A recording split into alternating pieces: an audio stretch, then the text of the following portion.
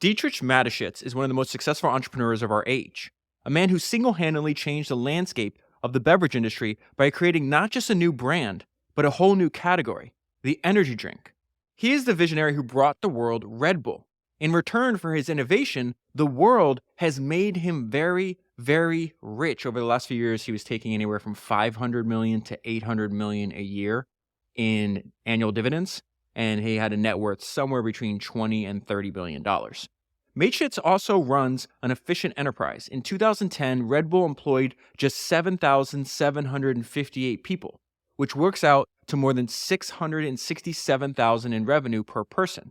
This success is the realization of a business plan that eschews conventional advertising in favor of marketing through its own events, shows, sports teams, and publications. Red Bull has produced its own TV programs, films, magazines, websites, and a steady diet of videos online featuring snowboarders, rally cars, surfers, cliff divers, and concerts, and a guy jumping from space.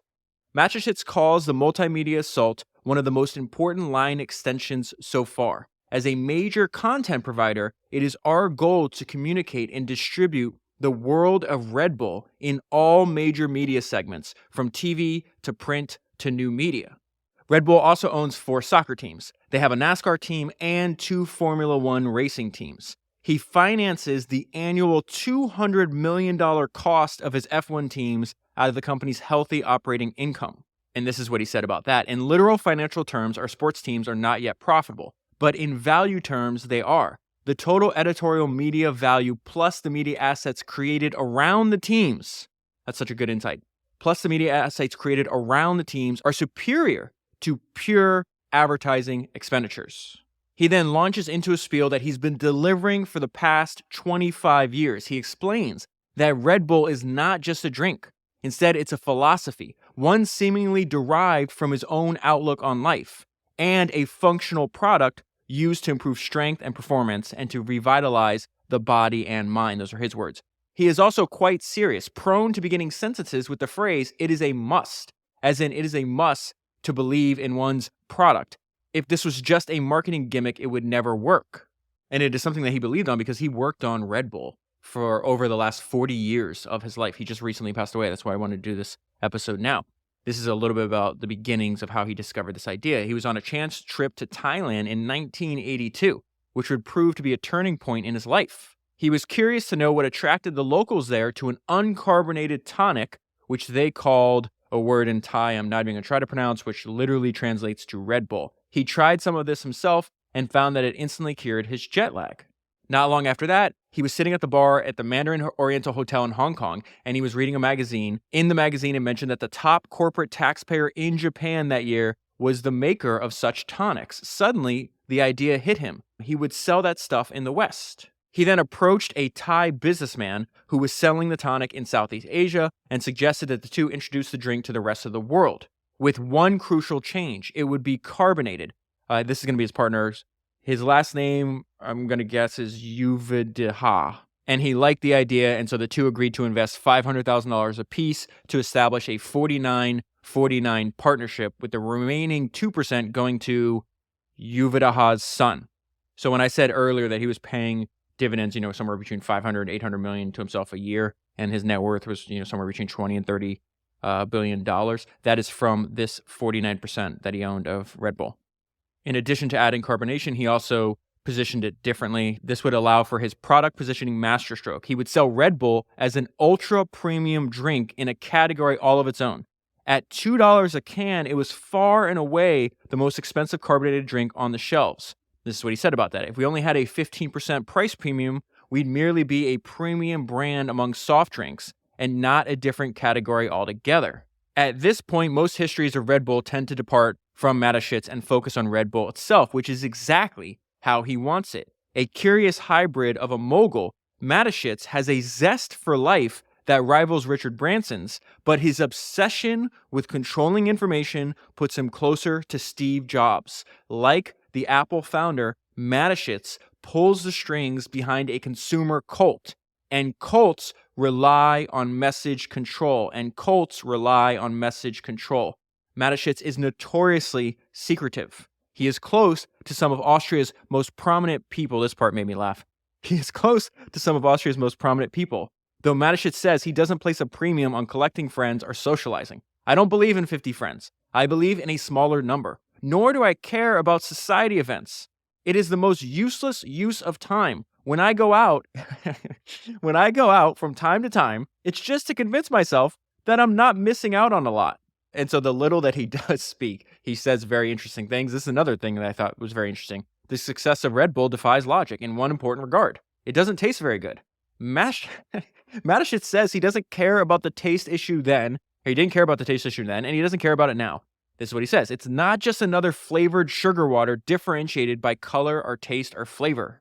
It is an efficiency product. I'm talking about improving endurance, concentration, reaction time, speed, vigilance, and emotional status. Taste is of no importance whatsoever. That part actually shocked me. And Red Bull, I mean, I wouldn't say it like tastes great, but it certainly doesn't taste bad. I think maybe the author is exaggerating a little bit here. Mateschitz has proved his marketing genius, especially in the era. This is another funny thing.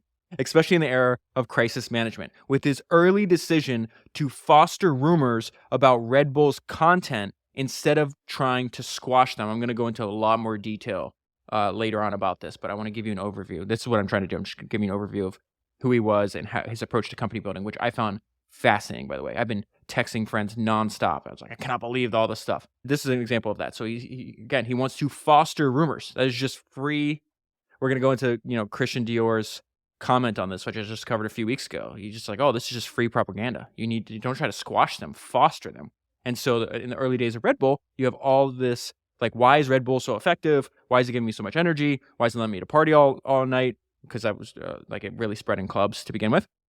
And so he says his early decision to foster rumors about Red Bull's content instead of trying to quash them. Tales began to circulate that taurine, which is one of the main ingredients of Red Bull, was derived from bull testicles, or even that it was bull semen. Oh, the company let the gossip travel unchecked and even set up a page devoted to the rumors on its website. He has an incredible quote about this. He says the most dangerous thing for a branded product is low interest. That reminds me of Edwin Land, founder of Polaroid, Steve Jobs' hero, and the patron saint of Founders Podcast. He said something that was fascinating. And he says, the test of invention is the power of an inventor to push your invention through, not in the face of staunch opposition, which most people think, right? But staunch indifference. Edwin Land, like Mateschitz, would tell you that indifference is your enemy. If they're talking about your product, that is a good thing, even if they think that it's coming from, the secret ingredient is bull testicles. Was this all by design? Did he really anticipate that a combination of rumors and public outcry would play such a big part in driving early sales? Even think about that. I'm going to pause real quick. I was like, think about if he said, okay, well, I have a new drink and there's like some caffeine in it, some sugar, maybe some B12 or some other vitamins. I've already forgot what he said. But if somebody whispers like, hey, there's this new energy drink and the energy comes from bull testicles, even if, one, I wouldn't drink it because of that, but I won't forget it. That's actually a really powerful insight that he had there. Was it all by design? Did he really anticipate that a combination of rumor and public outcry would play such a big part in driving early sales? They're talking about the fact that Red Bull was forbidden to be sold in several European countries that he initially tried to launch in. Mateschitz is emphatic. Yes, we expected it. It was part of the strategy from the beginning. We would make the brand interesting enough that people wanted to get their hands on it. Red Bull's marketing campaign has always been its claim that it can improve athletic performance. To prove it, the company took a page out of Gatorade's book and targeted athletes, except with a twist. Mateschitz zeroed in on the extreme sports crowd. Okay, so that idea is not new. I've done multiple podcasts and read multiple biographies of the founders of companies like Adidas, Nike, and then Vans shoe. If you realize, like, Adidas started getting a lot of traction by sponsoring, they're making athletic shoes, so they sponsor athletes. Nike sees the success they're doing, and so they do the same thing. There's a lot of stories about them competing in the early days of Nike. But what was fascinating is Paul Van Duren, who I did a podcast on a long time ago, he's the founder of Vans. What he did, he's like, well, I'm not making athletic shoes, but I like the idea that Adidas and Nike used to gain traction, initial sales traction. And so he didn't copy the what, he copied the how. And so instead of going to Olympians or basketball players, whatever. He found an underserved niche, which was skateboarders. And so he went out and tried to sign in the early skateboarding industry. And that was a huge influence on the early success of Vans. And so you see Mateschitz using a very similar playbook from Gatorade and then other products that also were very successful targeting athletes. Today, Red Bull underwrites more than 500 athletes in 97 sports. This state is about what I'm working off of is about 15 years old, so it's probably much higher than that. Like everything else at Red Bull, the negotiations that lead to these sponsorship deals are unorthodox as well. Windsurfer Robbie Naish recalls the first time he met Mateschitz almost 20 years ago. We talked in the courtyard of his office, and pretty soon we realized that we were both really into cars. That was the end of our business meeting because he wanted to show me his Ferrari GTO. So we went driving off into the mountains, and after 15 minutes, he pulled over, got out, and told me to drive back. I didn't want to. That's $1 million car. But he said I was either going to drive the Ferrari back or walk back. I was so scared that I drove it like my grandmother. The lines between Red Bull athletes, and Red Bull events are blurry on purpose. Another great idea. This is why I kept texting people about this guy. To Mateschitz, it's just one big image campaign with many manifestations. Let me read that again. The lines between Red Bull athletes, and Red Bull events are blurry on purpose. To Mateschitz, it's just one big image campaign with many manifestations. Potential customers might actually attend one of the dozens of global events that Red Bull puts on. It could be a Red Bull soapbox race in Los Angeles, or a motocross spectacular in Brazil the week after. This is what they said about that. This is fun stuff, and it's a lot more interesting than writing a check to buy 30 seconds during the Super Bowl. Despite the fact that he's approaching 70, he maintains quite a clip. He still moves like an athlete. He rides horses, rides a motorcycle, pilots his planes, and last year competed in an off-road motorcycle race. He has long insisted that he has no plans to sell or take Red Bull public. It's not a question of money, he said. It's a question of fun. Can you imagine me at a shareholders meeting? Mateschitz has certainly created some enviable havens for himself, like Richard Branson. He has his own private island in Fiji. He bought it off of Malcolm Forbes. When I ask him what motivated him to buy a vacation home so far away, he resorts to quoting Malcolm Forbes himself. He gave a nice answer, which was, doesn't everybody want their own South Pacific island? Well, in my case, he was right. I did. Mateschitz also says that he's always been attracted to the idea of having his own independent state, the country of Red Bull, which would have the shortest set of laws in the world. The rules would be simple. Nobody tells you what you have to do, only what you don't have to do. Okay, so that was an excerpt not from the book that I'm going to talk to you about today. That's an excerpt from this long-form piece in Bloomberg called Red Bull's Billionaire, Maniac. The book that I am going to talk to you about today, as far as I know, is the only biography ever written about the founder of Red Bull, and it is only available in German. My friend Cameron Priest, who's been a longtime listener of Founders, and he's probably over the years sent me, no exaggeration, at least 40 great biography recommendations, actually helped me translate it into English. The translation's not the greatest. Spending several hours reading what is technically English, but in a way the words were organized. It's almost like you're reading a different language. So what I did is I just pulled out a bunch of highlights and tried to rewrite them into explaining the main ideas that Mateschitz used to build, one of the most valuable private companies on earth. And I think the story is incredibly important because even though he's not American, he's Austrian. He lived something like the American dream, from employee to billionaire, and did that with just one brilliant idea. And as we go through this, you'll see a lot of his ideas actually interact well together. So he has this really unique, but I would say cohesive company building philosophy that is completely unique to his personality and the way he wants to live his life. Like you said, he could have taken it public. He could have sold out. He's just like, I just want to have fun. I'm making plenty of money. Somehow I think I'll survive making $800 million a year. And I never want to stop because I'm having fun. And so he was working on Red Bull up until he died. So before I jump into how he views Red Bull, as he calls it, a marketing conglomerate, I want to go over what they talked about, they hinted at in that article, just how private and secretive and how he was just obsessed with controlling the message. He's just a very private person. He was always promoting Red Bull and never promoting himself. And so the author of this book, and I apologize, I'm butchering all these names. I've already mispronounced that. I don't know, like half a dozen things. His name's Wolfgang Verweger. I'm just going to call him Wolfgang. So he actually runs into, as he's writing the book, he actually has a chance encounter with Dietrich, and he tells him that he's writing a biography on him. And Dietrich does not like that. And there's going to be some wild stuff here.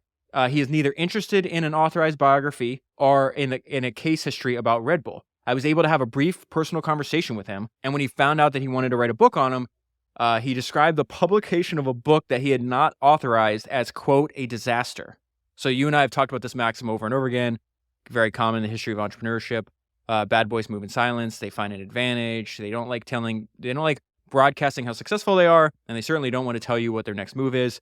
And so this entire book, right, it says there's a strict prohibition of discussing internal matters. So if you are an employee of Red Bull, you can't say anything about what's going on.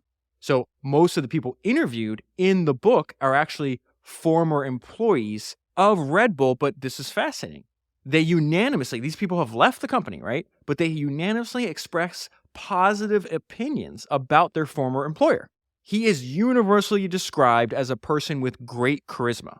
So the way he is with employees and people he knows is very different than the way he is with journalists. With journalists, he's extremely shy and reserved. And the few times he's done interviews, he's done some with like these European publications. He did one with The Economist, with Bloomberg. This is what he says about that. My philosophy is very simple. Since it's not me on the shelf for sale, but Red Bull, it's perfectly logical that Red Bull is at the center of our marketing activities and not the person. Naturally, I also have a pronounced desire for privacy.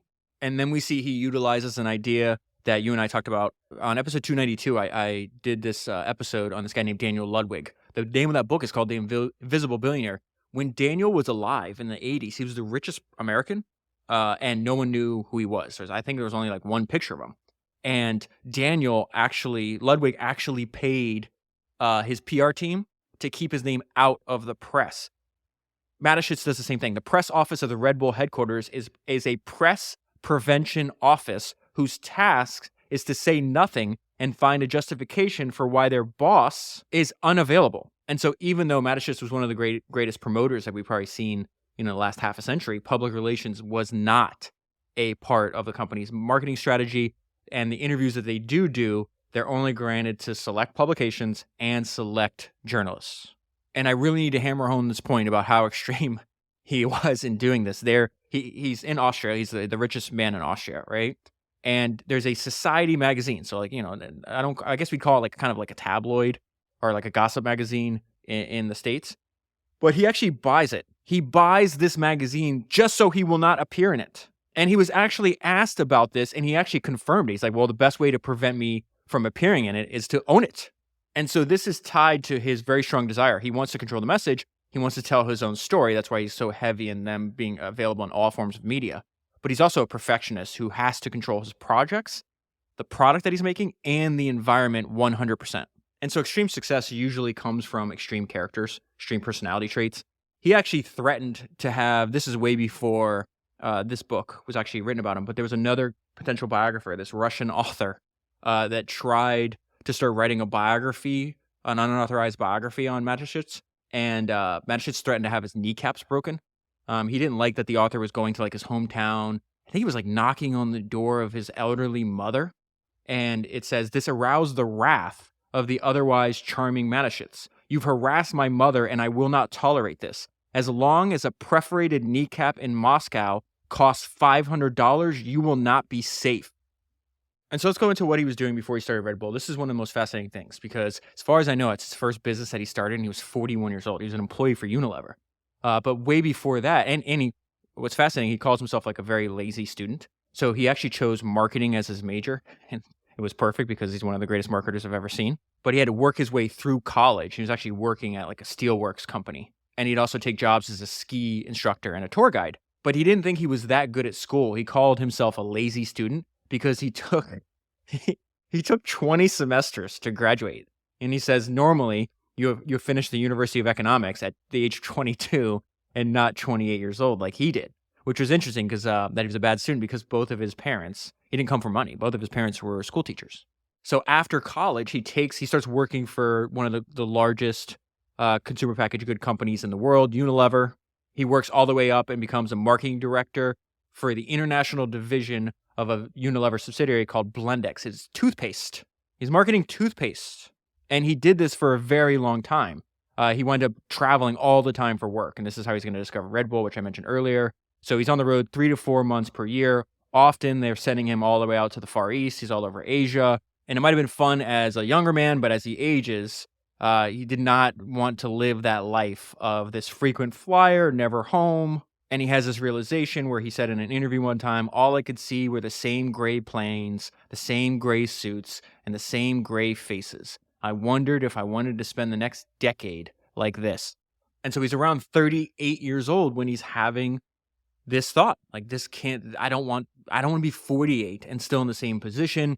And really what motivated him, this is something he was going to repeat over and over again. He desperately wanted independence. He wanted financial independence, and he wanted independence and control over how he spent his time. And so it's at the same time that he's having these thoughts that he finds that Thai version, the uncarbonated version of Red Bull, gives him a lot of energy and cures his jet lag, and then reads the article. It's like, wait a minute, the people that make drinks like this pay the most, they make the most money, they pay the most taxes in this entire country.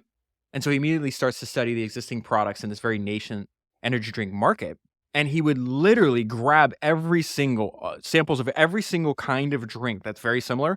He would get together with other people that he works with, and he organized them what he would call energy drink parties.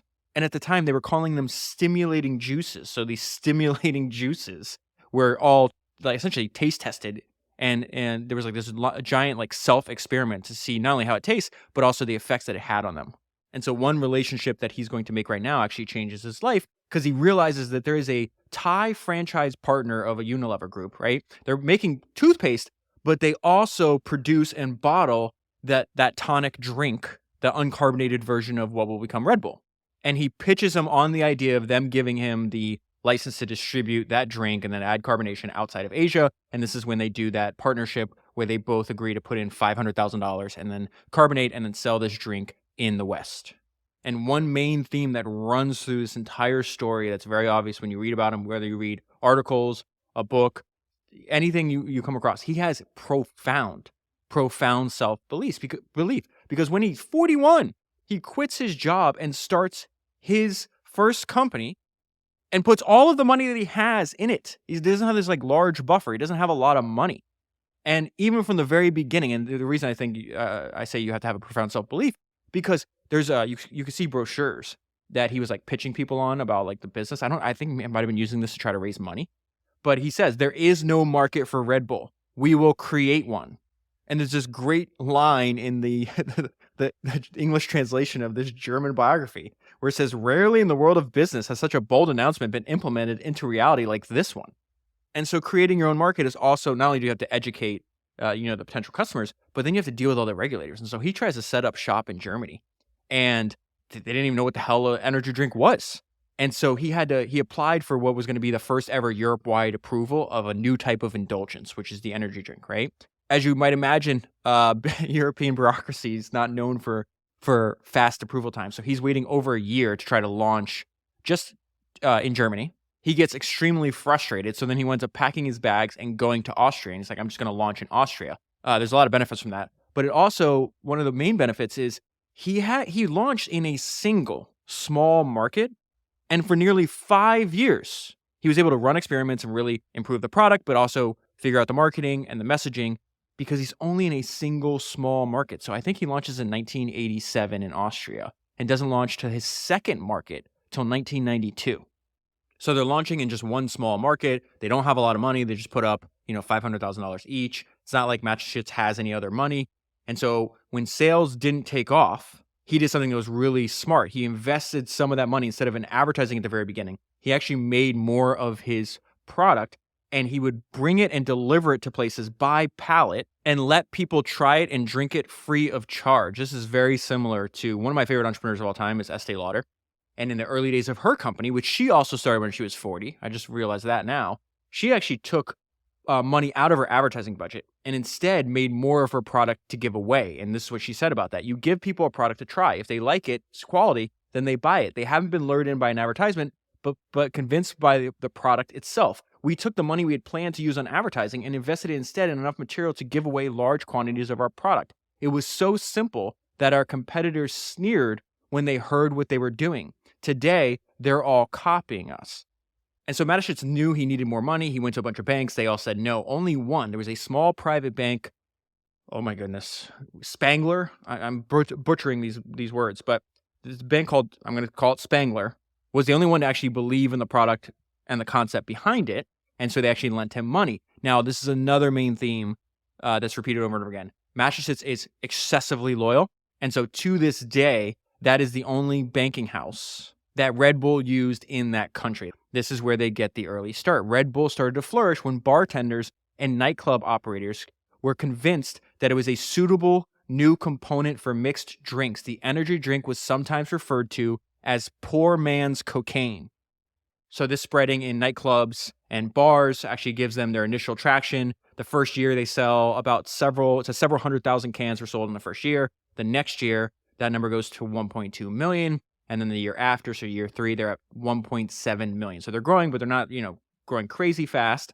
They're also spending a ton. This is when they really start putting a lot of their money. I think it's something like over 30% of their gross revenue they spend on advertising. At the beginning, it was even more than that. But the remarkable thing is they hit their break-even point in year 3, and they've been profitable every single year since then.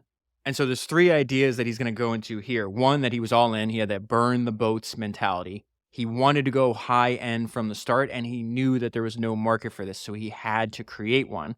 And so he talked about the great personal risk that he did in starting the company. He says, if things had gone wrong, I'd be sleeping under a bridge today.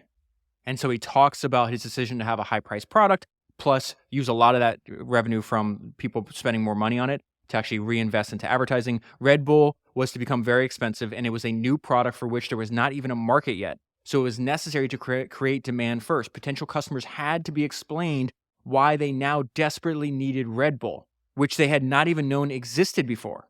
And so one of the things that he does that's very unique that I don't know if I've heard before is he hires an advertising firm from the very beginning. It calls him his former study buddy. So I'm assuming that this is his friend from college. This guy named Kastner. At this time, Kastner was already a founder of an advertising agency called Kastner and Partners. So Kastner is going to play a very important role because he's the guy that comes up with the slogan, Red Bull gives you wings. Now here's, I think, a testament to how unique Mateschitz is. He doesn't have any money, but he's also a perfectionist. And so he keeps turning down over and over and over again all the different marketing and advertising campaigns that they're trying to come up with. And you're like, well, how could he be doing that, David? Like, he has no money. All this time is going by. I think it's like a year and a half that they're working on this till they finally figure out the positioning and the actual initial launch of the marketing and advertising. And so he actually paid for this initial work with labor. He had no money, so he actually helps out in the agency as a freelance employee just to pay for the marketing and advertising that the advertising agency that his friend started is doing on behalf of Red Bull. Another important point. Everybody's telling him this is a bad idea. His friend immediately recognized its potential, and he said, if this is pursued consistently, this idea will lead to success. So again, Mateschitz is very self-confident, has a ton of, as you can imagine, has a ton of self-confidence in himself and the idea that he's doing, but it is very helpful for other people, especially people that you trust and admire, because he said, he says that Kastner was a very clever fellow, and he knew that he was a perfectionist like me. And so you have somebody like that you know is smart, that you admire, you trust their judgment. They're like, no, everybody else might be telling you this is a bad idea, but if you pursue this consistently, you give it, it will lead to success. And so Kastner was talking about this time. He's like, listen, the birth of this campaign was not easy because for a year and a half, he's just rejecting every single suggestion that I have.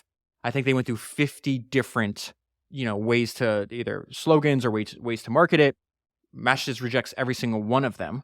But Kastner understood his friend. He says he wants the absolute best. He believed in his product to the end of his days. And so even after 50 failed attempts, they're having this conversation and where they're like, well, anybody that drinks Red Bull becomes damn strong. So that's the conversation they're having. That's how they were thinking about it. It's like, well, you drink it and you become strong. Like, what's the right tagline or motto for that? And in the middle of the night, Kastner has the idea that Red Bull gives you wings. And so he calls Mateschitz in the middle of the night, and immediately Mateschitz is like, "Yep, that's it." So the fact that was a good idea was immediately obvious to both of them. The thing about how crazy that is, you're fighting for a year and a half, going through 50 things. He calls you, you hear it, you're like, "Yep, that's it. Let's go." And so now they had the branding and the tagline. They wanted the advertising to be, this is the traits that they were looking for. They wanted it to be self-ironic, nonconformist, smart, and rebellious. And their point was that that's how they viewed their own personality. And so they're like, we're going to put a lot of our own personality into this. And so now they're up and running. 5 years, they're still just in that small single market in Austria. 5 years in, then they expand to Hungary. That's the second market that they open up. And then they start adding market after market after market in Europe. Now, this part was a bit confusing to me, but it seems that the formation of the European Union was one of the waves he surfed. If you listen to episode 329 on Poor Charlie's Almanac, there's something fascinating that Charlie Munger would talk about that, because several times in that book, he will analyze like outside success. And he's trying to teach people like, well, what would account for the success of like a Les Schwab or Sam Walton? And he goes through, and one of the ideas that he says surfing is a very important model to understand. And so it seems like this brand new formation of the European Union was one of the waves that Mateschitz surfed, because if a product is approved to be sold in one European Union country, it is automatically approved in another one. So it says Berlin, remember he's trying to get in Germany, finally allowed Red Bull for the German market as well. This made Mateschitz one of the first big EU beneficiaries. The approval was only possible through a detour. Red Bull managed to get approved in Great Britain. Great Britain was not in their sights at that time, but an EU law laid tracks for approval in Germany. And so practically the next day, Red Bull set out to conquer the market in which it actually wanted to settle down. So it's talking about Germany. Now, here's the crazy thing. Way before they launched in Germany, there was a black market. People were selling cans of Red Bull on the black market. So let's go back to this idea that I've seen a bunch of times, but the one that comes to mind is most top of mind right now, because I just covered Christian Dior's autobiography, and he talks about this, is that rumors and innuendo, you have to think about them as great free propaganda. And so Christian Dior says, the relative secrecy in which I chose to work, sounds a lot like Mateschitz, right? The relative secrecy in which I chose to work aroused a positive whispering campaign, which was excellent free propaganda. Gossip, malicious rumors are worth more than the most expensive publicity campaign in the world. That is the end of Christian Dior's quote. This is what this book says about it. And again, I have to like rewrite this because the translation is kind of funny, but there was a thriving black market for Red Bull in Germany long before it was approved. Remember, it's banned, and people are flocking to it. So they're actually people are making money by smuggling it in from Austria into Germany. And so all that does is increase the desire for it, because now you're drinking something that's, oh my God, this is illegal. And it actually made it more charming because it's like more forbidden. So this is the foundation of like this cult-like following that Red Bull had at the very beginning. And it is in Germany where they're spreading these rumors that the drink contains an extract from bull testicles. There was also a rumor that it was secretly enriched with amphetamines. Remember, this is spreading in like clubs and bars and stuff like that.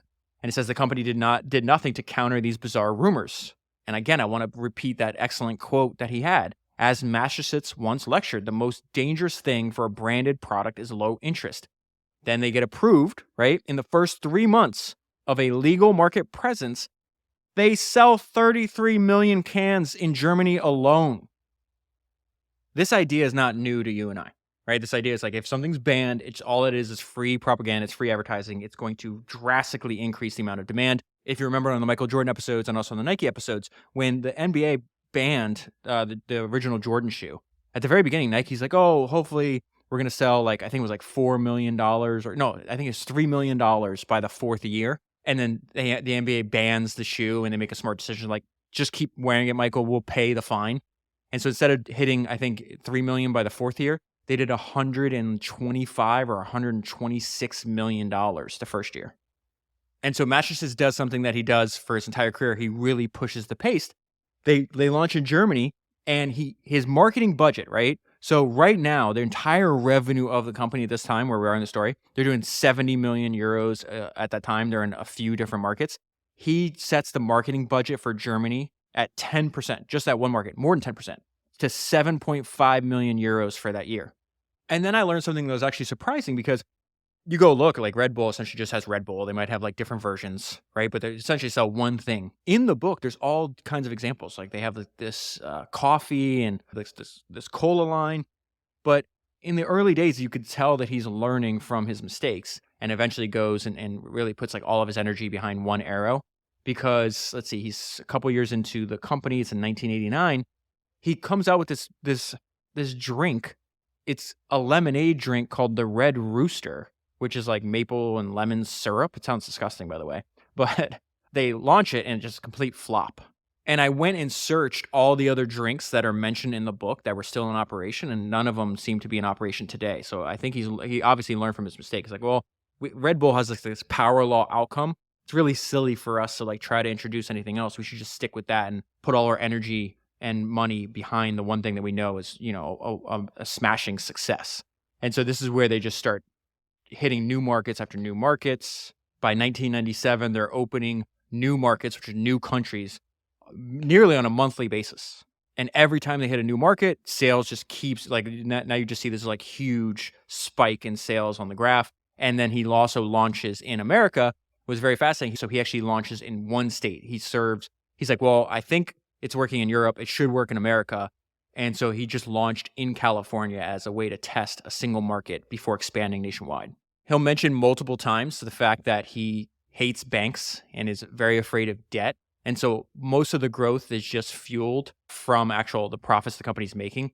And so he's able to do something that's very rare, which he's able to control costs and maintain financial discipline, even when they're making a lot of profits. And he preaches that to his employees over and over again. It says employees have to argue and justify the expenditure of the smallest amounts, even at the same time that the company's annual record profits were being produced. And so as I was reading how he interacts with his employees, there's something, if you listen to the Anna Wintour episode I did on episode 326, I said if Anna had a tagline, it would be, I have to make sure things are being done right. I feel Mateschitz was the same exact way. And sorry if I'm mispronouncing his name. When he died, there was a bunch of different reports. So I went on YouTube to try to figure out how to pronounce his last name, and they're all like European press reports, so they all pronounce it differently. But anyways, this idea, it's like, well, the role he's making, he talks about the fact that he's a control freak, he's a perfectionist. He's going to make sure things are being done right. And so former employees are saying there's always a great deal of pressure to perform. One can make a mistake, but you can only make the same mistake once. So he expects a lot, but he also provides a lot. He pays salaries that are above industry average. And in addition, this was wild, every Red Bull employee, from the secretary to the board, has a company car. Past employees repeat the same thing, that he is extremely loyal. They describe him as a gentleman. They say if you've helped him once, he will never forget it. And there's also some bizarre things. When I got to this part, this is the note I left myself when I read this part. I go, because he's talking about, it has a cult-like following outside, and then you get the idea that there's a cult-like following inside. And I wrote to myself, am I reading this right? They drink special water only available internally. And so at these internal company events, they drink this thing called Luna Aqua, which is mineral water that is allegedly only drawn at the full moon. And they say it's advertised that it supposedly awakens the spirits of life. And so they serve it to Red Bull employees and then a bunch of Red Bull athletes or anybody in like the Red Bull family. And I think it might be served at Red Bull events as well. And so there's this great quote in this section that I think applies to this. Cult brands have their own laws. Otherwise, they would not be cultish. And again, to you and I, when we describe something as cult, that's not a pejorative. This is a very positive thing. A lot of the greatest companies in the world, a lot of the greatest brands, you could describe them as a cult-like following. And Red Bull definitely has that. A lot of the culture and the ideas at Red Bull, it's just really the founder's personality writ large. The accepted code of conduct for Red Bull people is set by Mateschitz himself. He is a fine and elegant person who values a cultured tone of conversation and good manners. You're supposed to hold doors open for the ladies, and you do not get drunk in public. Red Bull is Mateschitz, and Mateschitz is Red Bull, is a quote from a former employee. And so let's go into this idea that he views Red Bull as a marketing conglomerate. Again, marketing is our core competency. We're going to outsource everything else. Red Bull has no production facilities or warehouses. Many large corporations outsource their marketing and advertising activity. Red Bull consistently took the opposite approach. It outsourced production and distribution and takes care of sales and advertising itself. Basically, Red Bull is just a large marketing machine. Production, bottling, and delivery, which requires simple manual labor, are outsourced. Now, this is also speaks to being a gentleman, being more like an old school way of approaching things. The main relation, so when he's outsourcing all the bottling and the production, right? His main bottler relationship was sealed with a handshake. The bottler is his family business that has been around for over 100 years. He meets with the head of that company, right? It's in German. I'm not even going to try to pronounce it. They agreed to produce Red Bull on a handshake.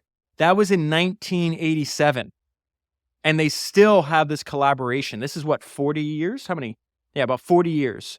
He says, we are hopelessly loyal to each other. Mateschitz once described that's how he described his relationship with his bottling partner. For Dietrich Mateschitz, a handshake among men is still worth something. So Charlie Munger said something that was excellent. There's actually two. Charlie Munger said this in this interview that he did with the release of the republication of Poor Charlie's Almanac. It's on the Invest Like the Best podcast feed. If you haven't listened to it, I keep talking about this. It's so important. It was released December 5th, 2023. It is Invest Like the Best, episode 355. It is John Collison, co-founder of Stripe, interviewing Charlie Munger. In that podcast, which I've listened to, I think, 4 times already, Charlie Munger says something that's fascinating. He says, trust is one of the greatest economic forces on earth. He is constantly trying to maneuver. His whole life, he maneuvered himself into a web. I think he calls it like a seamless web of deserved trust, where it's like, in some cases we just have a handshake or an agreement. We don't even have a contract. And there's another great Invest Like the Best episode on Rolex. It's on the founding of Rolex. And the founder of Rolex did this exact same thing. One of his important suppliers, I can't remember what part of the watch they produced for him, but they had a handshake deal, no paperwork at all, that lasted 70 years. So again, I think this all ties to the great way that Charlie described that trust is one of the greatest economic forces on earth. This is the trust that Mateschitz had with his main bottler. And if you really stop and analyze everything else, the way he set up his business, it's like, well, why would he do that? Well, this asset-light approach frees up funds for marketing. He was building a marketing conglomerate from the very beginning. He understood that at the very beginning. He's going to outsource anything that's not his core competency. Something else you see that he thinks like a marketer. So if you remember, James Dyson had this great realization from trial and error in his career. And he says you should, if you're making a physical product, make your product look different from the start. He talked about how he had a huge advantage, right? He's distributing his vacuum cleaner at the same place everyone else buys vacuum cleaners. You go to a store, he said you'd see like a line of like, let's say 5 vacuum cleaners. You see 4 that look like very similar. And then a 5th one is like, what the heck is that? Doesn't mean you're going to buy it, but again, indifference is the enemy to the inventor, right? He's like, you might not buy my vacuum cleaner, but you're sure as hell going to notice it. And Mateschitz did the same thing, where he made the can. I think everybody's seen what a Red Bull can looks like. No other can looked like that back then. Now, some have copied this, but he made that tall, slim can with the intention of looking different and standing out from every single other thing that would be on the same shelf. And one hilarious little story is Red Bull has its own private aircraft fleet. It's called the Flying Bulls. They use them for a bunch of events. The can holders in those planes only hold cans the size of Red Bull. I thought that was cool. I also thought it was cool when he was asked why he did that. And Dietrich said, everything is marketing. Let's go back to this focus that he has. He puts all of his energy behind, one arrow. I sell Red Bull. I sell energy drink called Red Bull in a can. Might have a couple different variations, but I don't do anything else but that. And so as the brand got more and more popular, he got assaulted with all these offers. They're like, hey, let's license it. We can make Red Bull gummy bears, and we can make Red Bull underwear and Red Bull perfume. And he said no to every single one. He does not want to use the Red Bull brand for anything else but to sell the actual energy drink, to sell cans of Red Bull. All marketing is just made to sell more energy drinks. And so I found this fact in a couple different places. It's insane to me. I can't believe this is true. So he talks about the fact he hates banks. He does not like debt. He's aiming for fun and for durability over every single thing else. And so his motto, it says, absolutely no debts to a bank. And he has stuck to that since the founding of the company. Only in the second year of Red Bull did it accept minor bank financing, which we talked about earlier, that he's still loyal to them. But the company says that they only spend what they've already earned. And so all the growth and expansion has been self-funded. And this is the crazy part. To not go into debt, there were no dividend payouts of Red Bull until 1999. So you're talking for the first, 15 years of the company, he essentially just lived off of his own salary as the managing director of the corporation, and that all the profits had flowed back into expansion. And so how many people would have been able to do that? 15 years, you're just making, I'm sure the salary is great, but nothing like I mean, it winds up paying off because then in the 2000s and the next for like 20 years of his life, he's paying himself. I've seen all kinds of reports. He made 100 million this year. He made 165 this year. He made 400 that year. He made 700 this year. His son inherited, after his dad died, his part of Red Bull, and his son's dividend this year was $615 million. So that is a crazy, crazy dedication to no dividends for 15 years, living off your salary, and then plowing everything back into expansion. And then by that time, the company is so valuable that you essentially just are living on unlimited money. And when he talks about this, I think you get insights onto why that was so important to him. If you really think about it, I think it was Warren Buffett said, it was either Warren Buffett or Charles de Gaulle, but to win, you must first survive. And so the way he's operating his companies, what he's saying here without saying is like, we're never going to do anything that could potentially compromise our survival. And here's a quote from him. I have been raised on the motto that one does not incur debt. We at Red Bull spend the money that we've earned, not that we might earn someday. We never want to endanger the existence of the company, not even for a second. And so this constant expansion is another theme that just flows through this entire story. I love General George Patton's speech to the Third Army. I listened to it to like hype myself up. I don't know, I probably listened to it hundreds of times. But there's something that he says, that Patton says to his soldiers in that speech when they're about to fight the Germans, that I think is very similar to how Mateschitz kept. It says that he kept his empire constantly in motion, that he was constantly trying to grow and expand it. And so Patton tells his army, or his soldiers, that I don't want to get any messages saying that I'm holding my position. We're not holding a goddamn thing. We are advancing constantly. And when I'm getting to this section about the fact that the Red Bull empire, through the founder, he's constantly keeping that empire constantly in motion. For some reason, that quote from Patton popped in my mind, goes back to this idea that Red Bull, as viewed from the founder's lens, is a marketing conglomerate. His economic empire is a marketing conglomerate, and hence the entire activity of Red Bull is to be seen against the background of marketing. All corporate projects like Formula One, football, air races, media serve the core business, which is the sale of the energy drink. And he was way ahead of his time on this. Economics, especially in the consumer goods industry, he said, is essentially a battle for attention. Red Bull throws more material into this battle than all of its competitors, focusing primarily on sports and increasingly on culture in recent history. No other company spends nearly as much money on advertising and marketing, meaning other company in the same market. And something that he picked up too was the importance of differentiation. He says, you learn this in the first semester of marketing, that you have to differentiate yourself. Consumers want the original, not the copy. So he even applies that not only to his product, but also to the way he markets, like all these media events and these crazy things. So these outrageous and unique events, like the guy jumping from space. If you think about why that's so smart, an outrageous and unique event will get covered for free in other media. So essentially this is multiplying his advertising and marketing spend for free. And so some of the things that they spend money on, it says about half of the marketing budget is spent on unusual sports as running in the Himalayas, skydiving over the English Channel, surfing on the Amazon, or mountain biking in a mine. That's crazy. These events may not attract too many spectators since they don't take place around the corner, meaning in person, but due to their extravagance, they attract interest from numerous media outlets and thus reach a larger audience. And so even his approach to sports sponsorship, right? You would think, okay, you can go to any sports event, you see, this beer's advertising and this company's advertising. He buys, so he has bought his Formula One teams, his football teams. The crazy thing is when he starts, he's essentially what he's saying is like, hey, I don't want to just sponsor, I want to own, and then I want to rename it to the company. So his soccer teams, they rename the teams the Red Bulls. So that is their actual name. And then the logo on the jerseys is the Red Bull logo. And this is what he says about it. Our philosophy in sports sponsorship is not to run around with a suitcase full of money and buy advertising space. We don't want to be like Marlboro on the Ferrari, but we want to be integrated into the sport. That's why we own an F1 team. We want overall responsibility and to make our own difference. He calls F1 a very important marketing tool.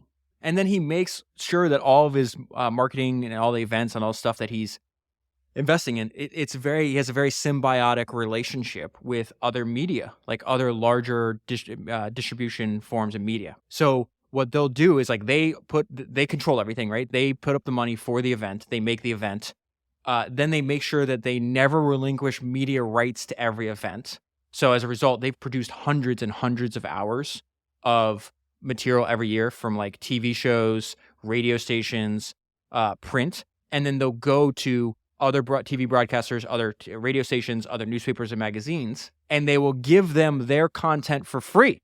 And so when they put on the Red Bull Air Race World Series, that content that Red Bull made and owned, they gave it to over 70 different television stations all over the world and said, hey, we put all this money into this. Here's something that you can't get anywhere else, that your customers will find, your watchers or listeners or whatever, your audience will find interesting. Here, we don't want anything for it. You just play it for free. And because the media outlets don't have to pay to produce that material, they jump all over it. So again, a very clever way to just multiply his advertising and marketing spend. And so I mentioned earlier that he has developed his own company building philosophy, one that is very unique to him. And so he talks about the fact that even though he went to school for business, he just doesn't really believe a lot of the stuff that he was taught. And so it says Mateschitz has amassed his wealth despite, or perhaps precisely because he is at odds with some basic business principles. If someone says to him that the primary goal of a company is to maximize profit, he simply declares that to be incorrect. He thinks longer term and more broadly than his competitors. I just don't believe everything I learned at business school, he has repeatedly said. He never tires of emphasizing that money was never his main motivation for starting his own company. Rather, the driving forces were longing for freedom and independence, as well as finding joy in the work. This is why you don't retire, right? If you love what you do, you're obviously making a bunch of money in it. You're free and you have complete independence to control what you work on, who's around you. There's nothing better than that. Our motto, going back to a quote from him, our motto is the journey is the destination. I don't want to go to the summit to stand at the top, but to do the climb up. One of this maxim I have saved on my phone, this great line that I think about all the time, and I try to apply it to my work. I love the climb. I don't care where the summit is. You don't last 40 years into the same business if that's not true for you. It is true for Mateschitz. He's like, I don't care. I'm having fun. I'm free. I'm independent, and I get joy from the work. And I think in addition to all that, I think one thing that helped the longevity is the fact that he decided to move. Originally, the company was headquarters in a bigger city called Salzburg, and he winds up moving the headquarters to this tiny village that I can't even pronounce. And it only has 1,500 inhabitants. It's like almost all Red Bull. The local governing, the local politicians said that if it wasn't for Red Bull, the place would be impoverished. And now I think it's like one of the richest communities in Austria. And so he actually moves the company headquarters to this little tiny village. This is very similar to the idea. Like if you listen to the podcast I did on the founder of Bugatti, he did this exact same thing. That's episode 316. Brunello Cucinelli. It was a huge, again, Bugatti did his business till he died. Brunello Cucinelli is still alive, but he's been doing his business for like 45 years. That's episode 289. This idea is like, okay, you're controlling the product that you work on. You're controlling who works in the company, but you should also put a lot of time and emphasis like where you're actually doing your work. And I'm fascinated by these people that actually build like physical manifestations, almost like their entire, like building their own like miniature world inside of the world. I guess George Lucas did the same thing with Skywalker Ranch. But we see this idea again with Mateschitz. This little community is on this picturesque lake in some word I can't pronounce. And he said, they asked like why he moved it there. And his answer was simple. The aim was to create a more pleasant working atmosphere. Now, there was one funny thing I have to add, though, because people are having these rumors about why he did this. And it goes back to the fact that he's secretive and likes to control his environment. It also said that he wanted to build a network of underground tunnels so he can move from building to building without being seen. And then more about the fact that his business is kind of like his personality writ large. He stays incredibly fit. He loves extreme sports, aviation, riding his motorcycle, and he constantly talks about he refuses to ever get married. I'll tell you this funny sentence on that. They call him the top bull, which is hilarious. I don't know if it's the German translation in English. I hope not. I hope they actually call him the top bull because I thought it was funny. The top bull takes care of his body, keeps fit, and is in amazingly good shape for someone almost 70 years old. He says, everything that gives me pleasure in life is connected with a certain physical fitness and a physical well-being. And so it is pure selfishness that I do something for my fitness. I like going to the mountain. I like skiing. I like sailing. I like riding my motorbike. Everything I do is connected with physical agility, motor skills, dexterity, strength, and stamina. In order to enjoy it outdoors, I need the indoor program. So he's saying his dedication to physical fitness, to be able to perform well in the outdoors, he has to be dedicated to his gym routine, his workout routine. And it says he is a declared opponent to the marital state. He was never married his entire life, just has his one son. And what I love most about him is that he was true to his authentic self to the very, very end. One thing he's categorically ruled out again and again: exiting the company in the form of selling his shares. I hardly even allow this question, he said. We could have done it a dozen times already. Our view on this has not changed. We neither have the desire to do so, nor is there a need. And this is the one exception. Of course, one can never say never for a strategic minority stakes. Sometimes they can be helpful and indeed make sense. Mateschitz has also consistently and categorically ruled out a stock market listing. A sale or an IPO is not even remotely tempting. And when asked if he's going to retire, he answered, "I'm having more fun than ever." And that is where I'll leave it. I will leave a link below to the German version in case you happen to speak German. I'll also leave some links to some longer form profiles written about Dietrich in The Economist and in Bloomberg, in case you want to do any further reading.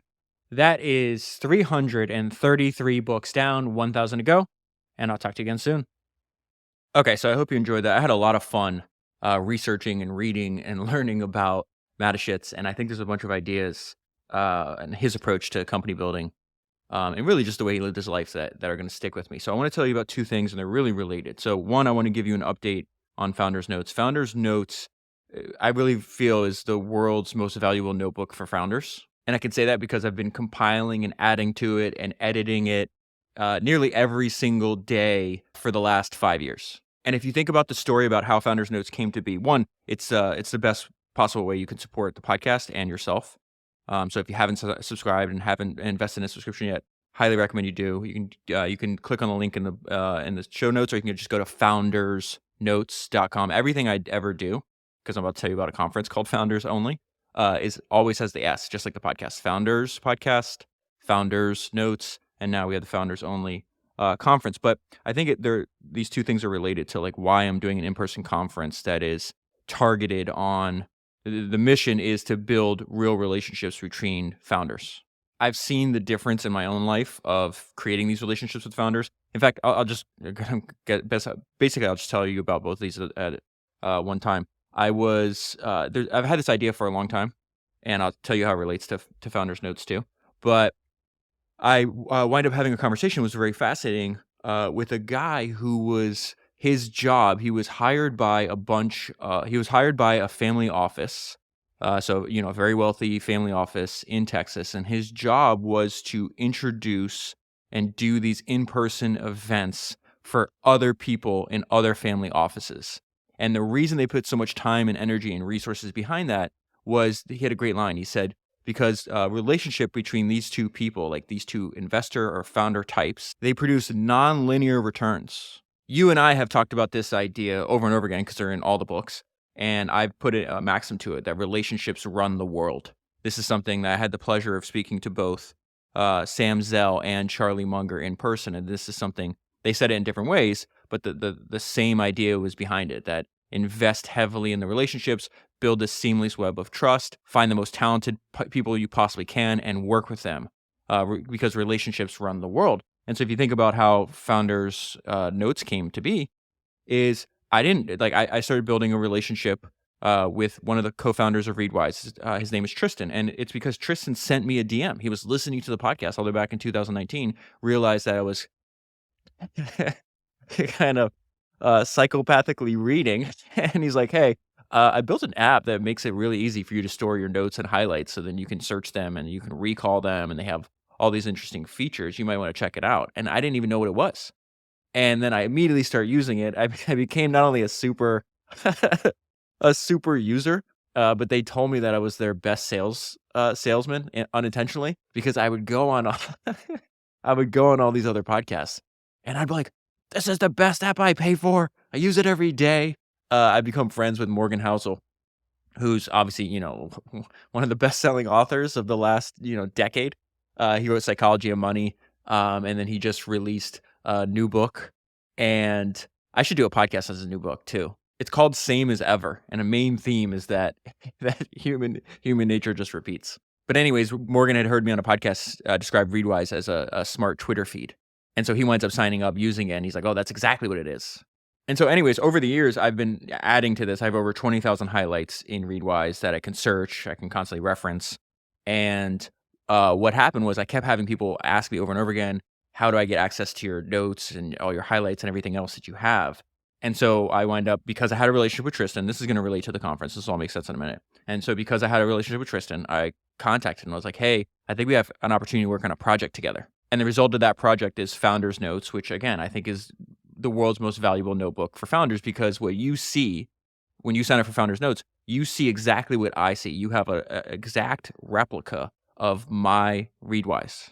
And so what that allows you to do is you can search every single one of my highlights by book, by keyword. I just did this yesterday because I was like, man, I am becoming even more obsessed with making founders podcasts and like finding other ways to teach and like share these lessons. And, I was like, am I going crazy? And I obviously know I'm not, because obsession, I mean, this is every single person in the podcast that we cover was obsessed with what they were doing. And I just decided, I was like, let me just go through. And I started reading highlights just by searching the term obsession. I was like, oh, Anna Wintour was obsessed. Christian Dior talks about their obsession. Bill Gates talks about his obsession. The founder of IKEA, Ingvar Kamprad, talks about becoming obsessed with his work. Napoleon, Christopher Nolan, James Dyson, Leonardo da Vinci, Arnold Schwarzenegger, Estee Lauder, Steve Jobs, Jeff Bezos, Mike Ovitz. And so it just reinforces this idea that if you want to get to the top of your profession, which I definitely do, obsession is a prerequisite. So that's one of the main ways. When you get access, you'll see the first thing you do is search for highlights. You can also do this thing called the highlight feed. That is what Morgan Housel called the smart Twitter feed. What the highlight feed is, it's going to show you a random, think about like any kind of really social network. It just shows you like a piece of content after another. Instead of, the ramblings of these crazy people on the internet, it's highlights and notes from all the different books and founders that we covered. So I just clicked on it. I see something here from Jeff Bezos, from David Ogilvy, some of Yvon Chouinard. It's like history's greatest founders talking directly to you every single day. And so that's why I say it's like, if you have access to this, whether you already have access or you want to subscribe now, keep it up in your browser.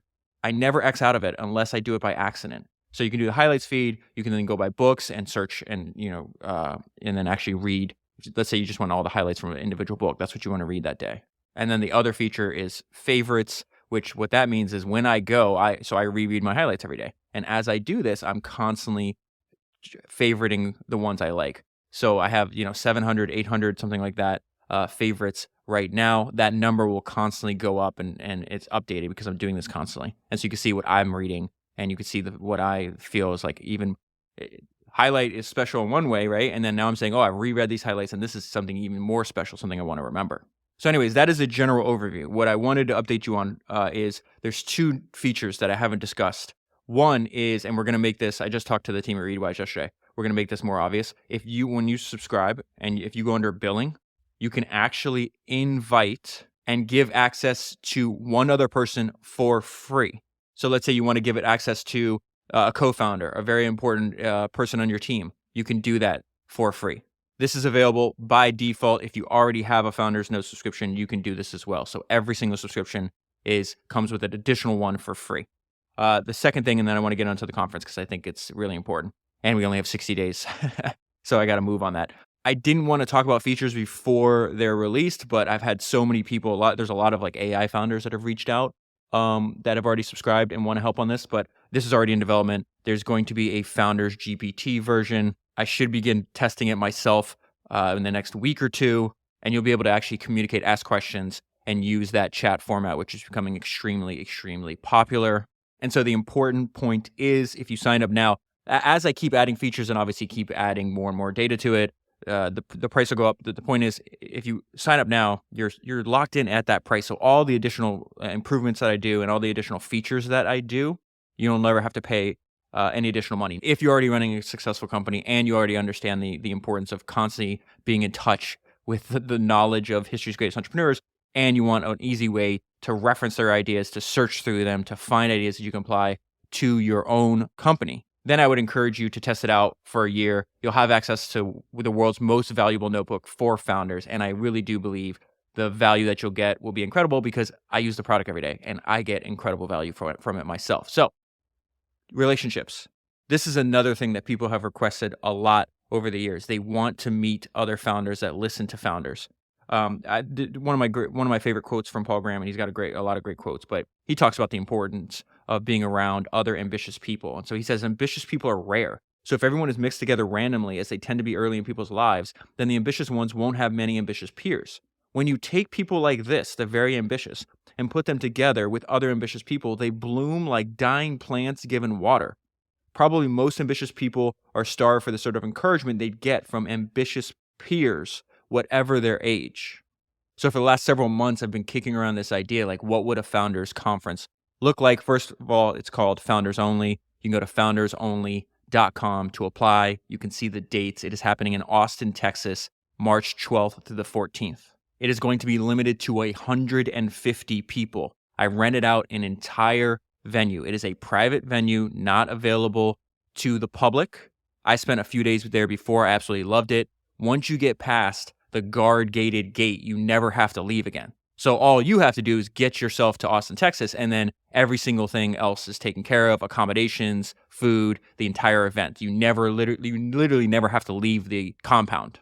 So that's Austin, Texas, March 12th through the 14th. So a little over 60 days from now. It is going to be limited to 150 people. You have to be a founder of a company. CEOs with founder mentality are welcome to. It should be unlike any other conference that you've ever been to because my stated goal, the mission statement, the North Star is to help other founders build relationships with other founders to that end. That's why I've limited it to just 150 people. That's why I chose the venue where it's at. It is also why before the conference, I'm going to talk to every single attendee, every single person one-on-one. I want to gain an understanding of who you are, what your business is about, and what is important to you. And then I'm literally building a founder map. And that way I can literally match founders together who I think should know each other. I think this is incredibly important. That's why I'm going to dedicate so much of my time to doing this. I am the only one doing this. I have a world-class events team behind me that are taking care of all logistics, but I'm the one matching all the founders individually myself. And obviously, I will be there the entire time. I will get there before anybody else does, and I will be the last person to leave. I think this is going to be incredibly important because I've seen it in my own life. The before I had these relationships and the network I have to after, it's not even remotely the same. Relationships really do run the world, and I want to help other founders build relationships with other great founders. If you are interested, if you're willing to travel to Austin, Texas, and be there from March 12th through the 14th, go to foundersonly.com. I will obviously leave a link in the show notes as well, foundersonly.com. And do so as soon as you can because this is limited to just 150 people. Okay, so that's it. Go to foundersonly.com, founders with an S. Go to foundersonly.com if you want to attend the conference and build relationships with other founders. And then go to foundersnotes.com to get access to the world's most valuable notebook for founders. As always, thank you for listening, and I'll talk to you again soon.